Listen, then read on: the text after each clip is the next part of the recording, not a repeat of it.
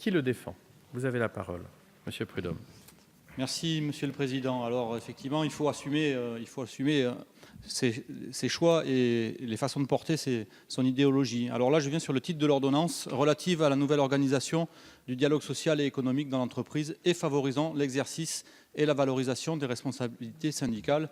Ce titre nous paraît particulièrement mensonger. Il n'y a rien de nouveau dans ce qu'instaure cette ordonnance. On revient au contraire au moins 40 ans en arrière, avant l'entrée en vigueur des comités d'hygiène, de sécurité et des conditions de travail, les bien nommés CHSCT. Ensuite, le dialogue social n'est en aucun cas promu dans le cadre de cette ordonnance, puisqu'en fusionnant les instances représentatives du personnel en une seule, elle affaiblit les représentants des salariés.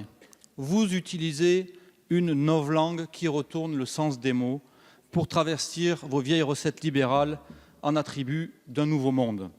Vous faites ainsi du Orwell, lequel fait dire au régime oppresseur qu'il décrit dans 1984.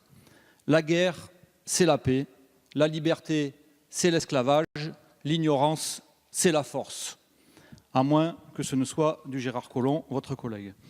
Vous tentez de nous faire croire, dans cette novlangue orwellienne, que la régression, c'est le progrès social, que le retour en arrière, c'est l'avenir, que le vide des discussions, c'est l'espace du dialogue.